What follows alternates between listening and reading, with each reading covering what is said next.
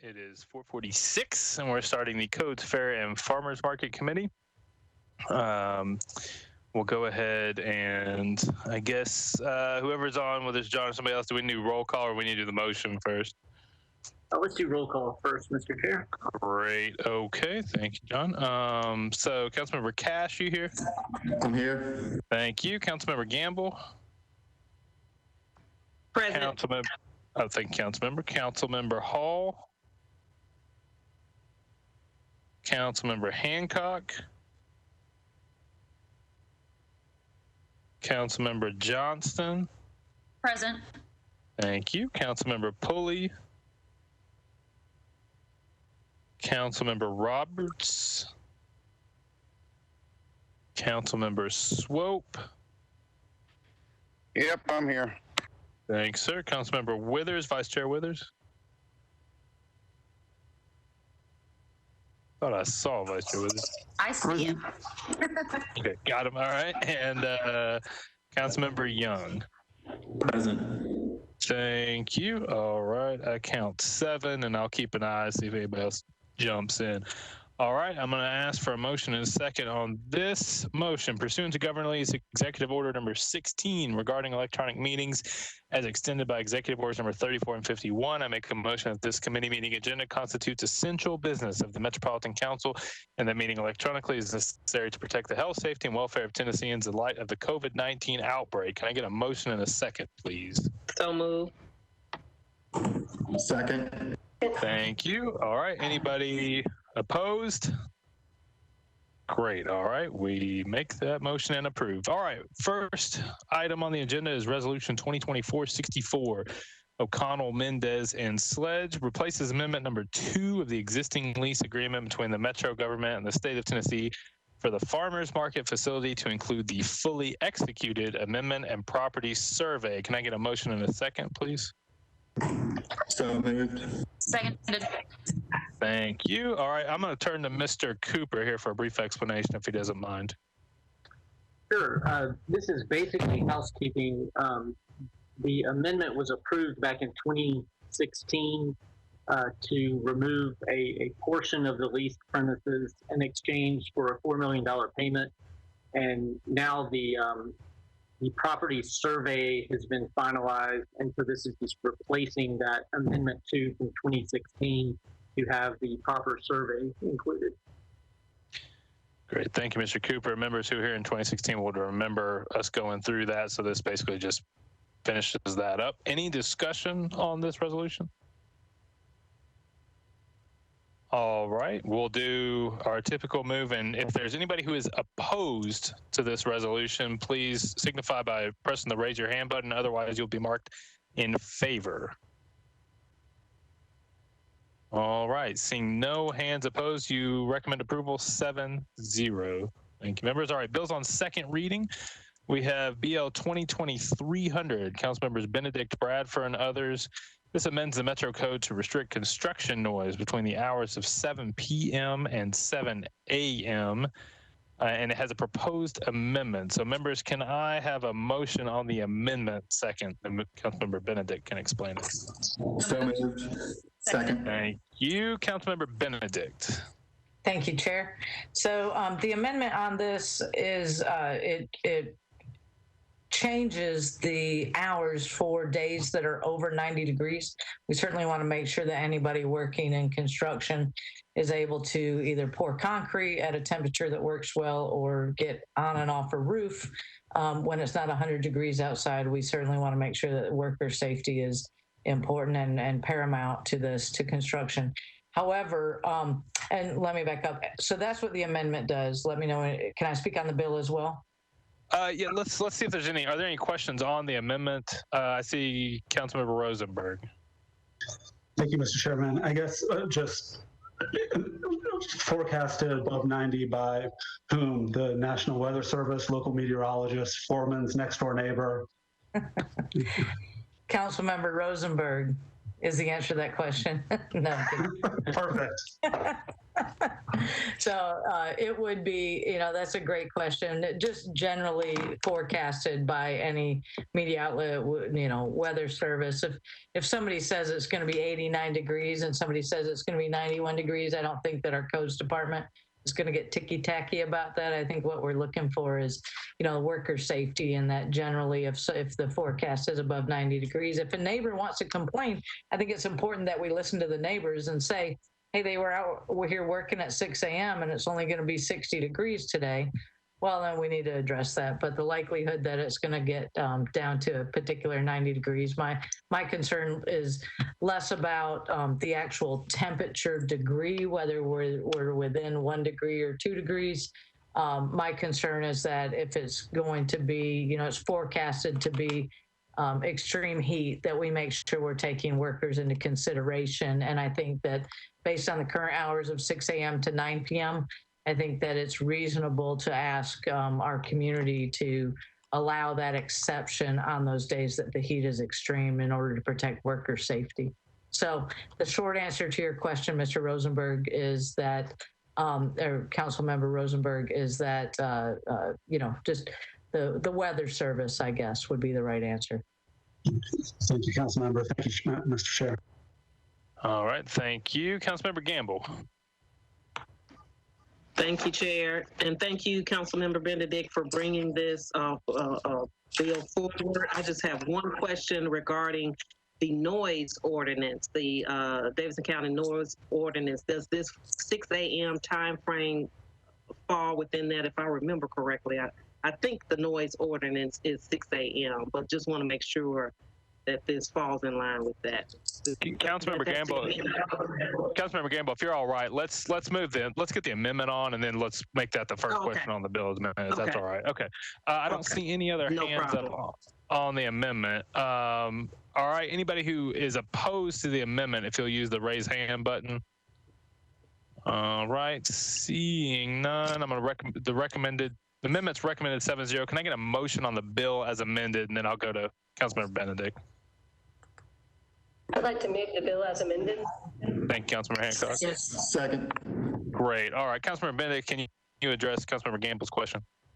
Sure. So thank you, Chair. So I'm not actually, the noise amendment is let me back up. The current code that allows construction between 6 a.m. and 9 p.m.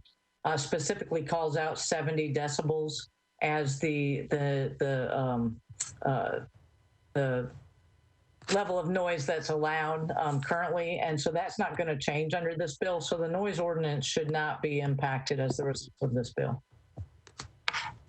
Councilmember Gamble, do you have any follow-up questions on that? No, that answers my question. Thank you. Thank you, Councilmember. I saw Vice Chair Withers. Thank you, Councilmember Sledge, and again, thank you to Councilmember Benedict for bringing this bill.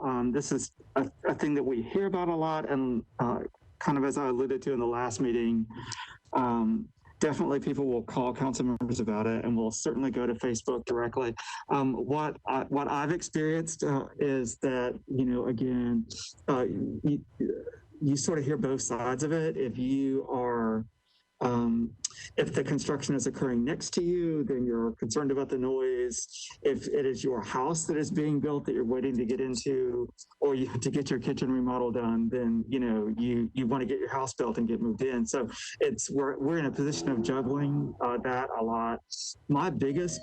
I've got a couple concerns, but my biggest concern really is about affordability and how this affects affordability, because it would constitute a pretty significant reduction in the total number of hours in a week during which construction could occur.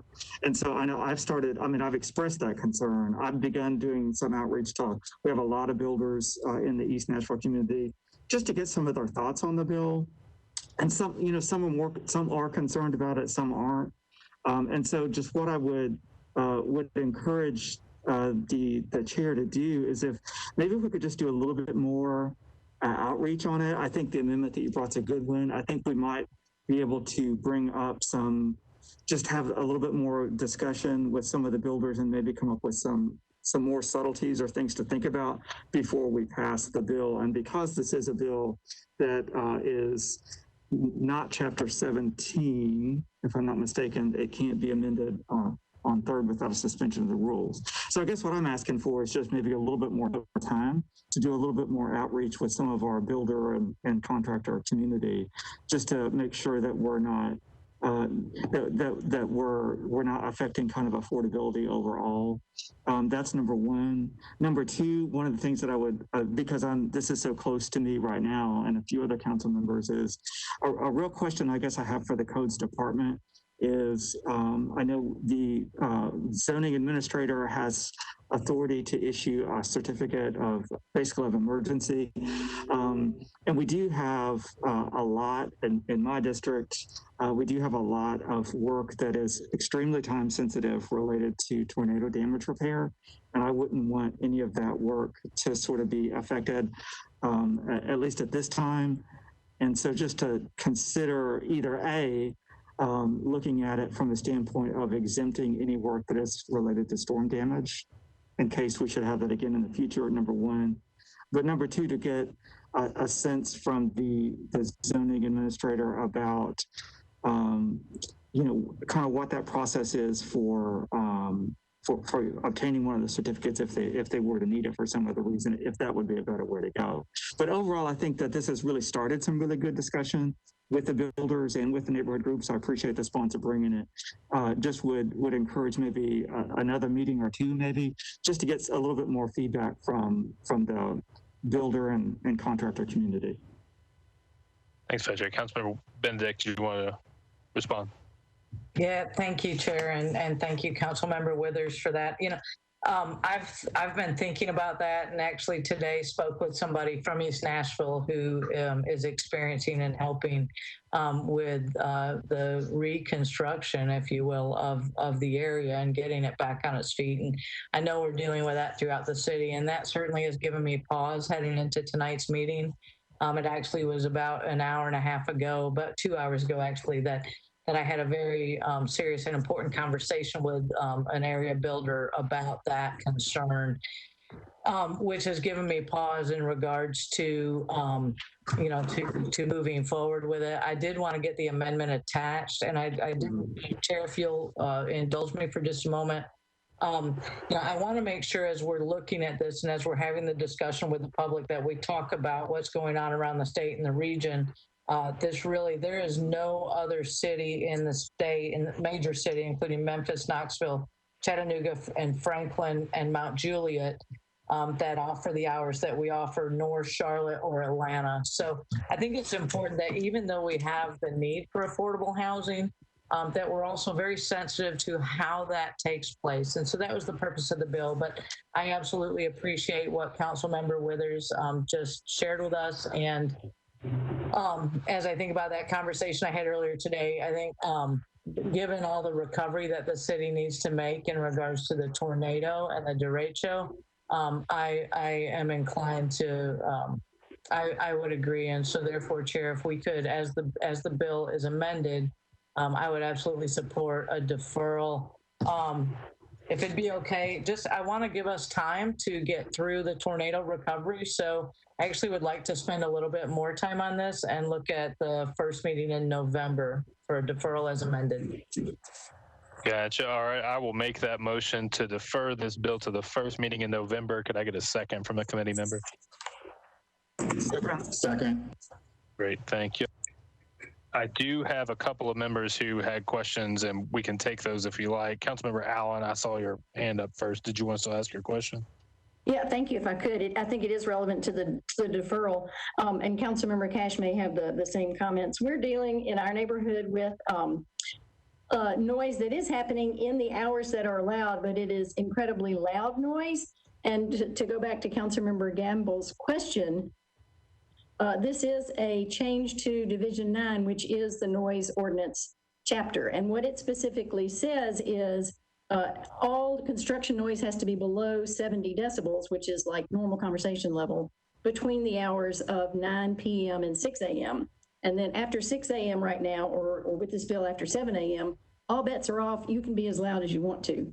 And we've lived with that. So I would ask if perhaps as a companion bill or as part of this bill, we also have some conversations with the construction industry on just some realistic guardrails for super loud processes, because those are becoming more and more common right next to residential area.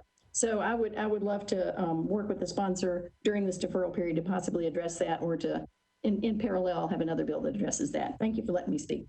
Sure. Thank you, Councilmember. I'm sure Councilmember Benedict will be agreeable. Councilmember Cash, similar. Thanks. I want to echo a couple of comments. What Councilmember Allen has said is very true. I think that, and I appreciate Councilmember Benedict sponsoring and putting this bill forward. I think this has been more frustrating for residents lately because so many more are at home during the day. And I think, I know I've gotten a number of calls and emails about it, one specific area, but not just limited to that. And I do hope in this deferral period, we do think about some other possibilities, including that maximum noise at other times that it does exceed like OSHA recommended levels sometimes. And I also appreciate Councilmember Withers' comments, but I do hope that as we move forward, we don't just do that outreach to the construction folks, but I think there are plenty of neighborhood groups who would love to be more informed about this bill and chime in as well. So I hope that outreach extends to both sides of the issue. Thank you. Great. Thank you, Councilmember Cash. Vice Chair Withers, you've got your hand up. Do you want to say anything else?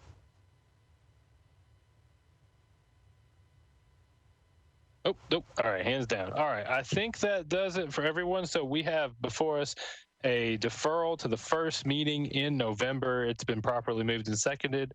If anybody is opposed to that motion, please use the raise your hand button. Otherwise, you will be recorded as voting in favor. I'm looking.